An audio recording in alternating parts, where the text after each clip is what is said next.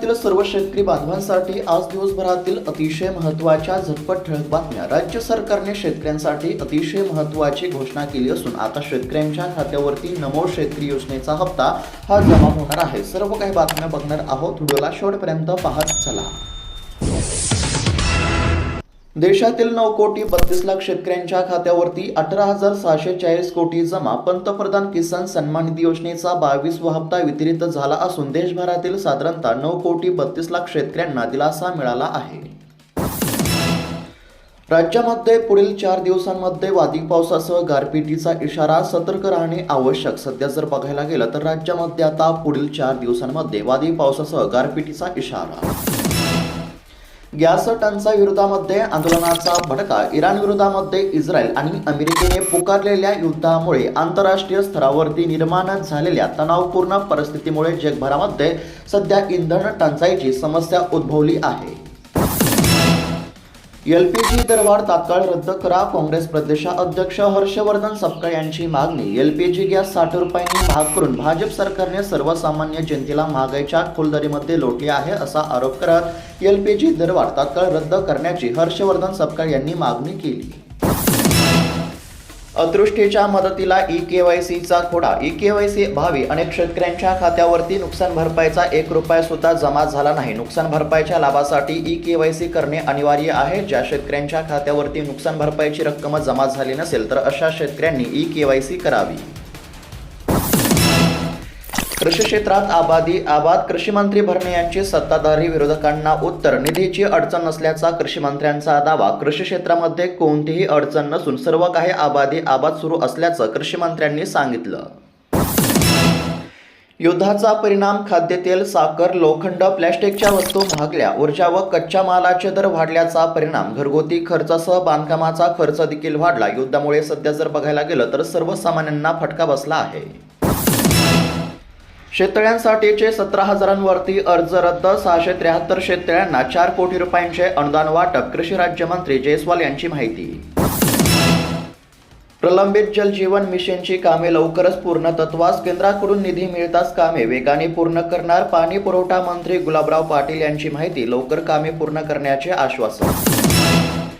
निधी न आल्याने हजारो अतिवृष्टीग्रस्त मदतीपासून वंचितच। केंद्राकडेही 29,000 कोटींचा मदत प्रस्ताव पडून केंद्र सरकारच्या माध्यमातून अद्याप देखील नुकसान भरपाई नाही।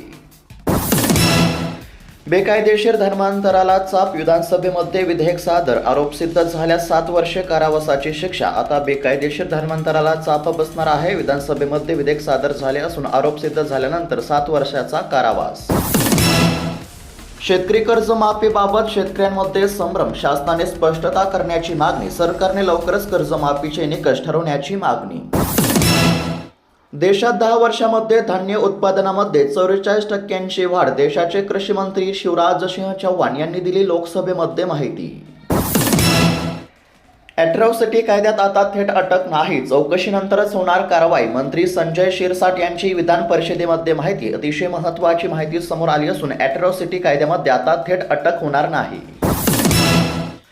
अमेरिका, इस्रायल, इराण युद्धामध्ये आता चीनची उडी। इराणला $2 लाख आवश्यक मदत करणार असल्याची चीनची घोषणा। इराणला आता $2 लाख देण्याची घोषणा चीनने केली आहे।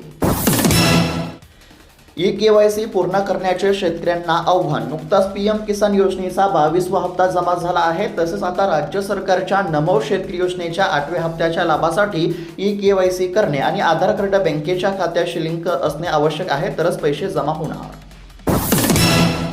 कापूस वेचणीसाठी मजूर टंचाई। तब्बल 20 रुपये प्रति किलोपर्यंत दर देण्याची शेतकऱ्यांची तयारी। यंदा हंगामाच्या अखेरीस कापूस वेचणीसाठी मजुरांचा मोठ्या प्रमाणावरती तुटवडा।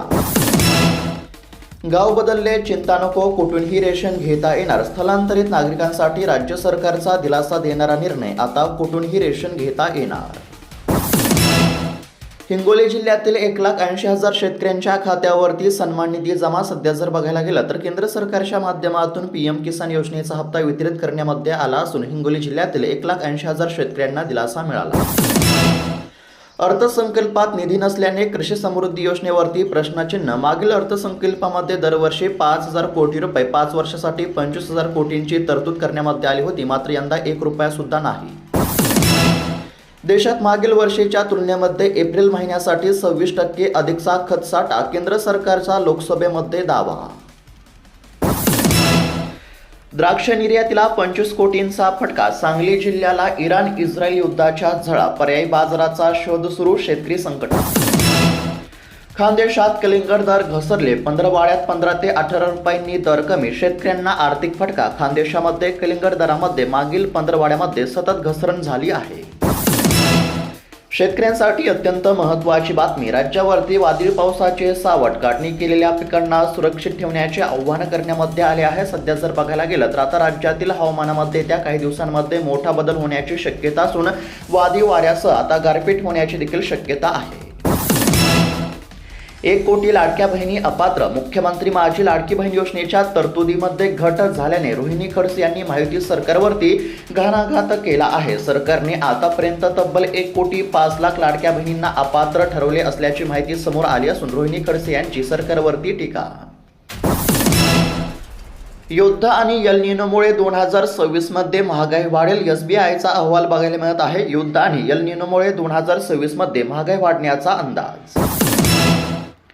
भारतीय जहाजांना खुली होणार होर्मुझ सामुद्रधुनी, भारत आमचा मित्र, इराणचे स्पष्ट संकेत, भारताला मिळाला दिलासा. कुंभमेळ्यासाठी 22,181 कोटींच्या कामांना मान्यता, पहिल्या टप्प्यामध्ये 5,140 तर दुसऱ्या टप्प्यातील 17,041 कोटींच्या कामांचा आहे समावेश.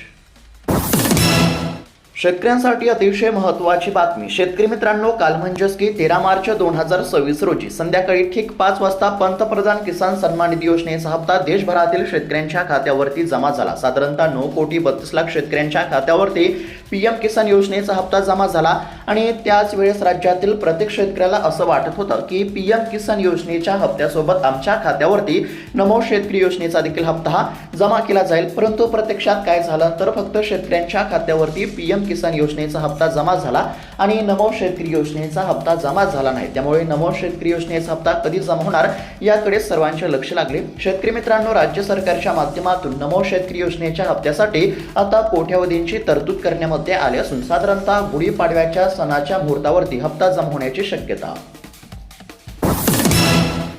कापूस उत्पादक शेतकऱ्यांना 5 मार्च 2026 पर्यंत 10,400 कोटी रुपये दिल्याची केंद्र सरकारने दिली माहिती. मात्र सीसीआयच्या खरेदीपासून अनेक शेतकरी वंचित असल्याचे देखील चित्र.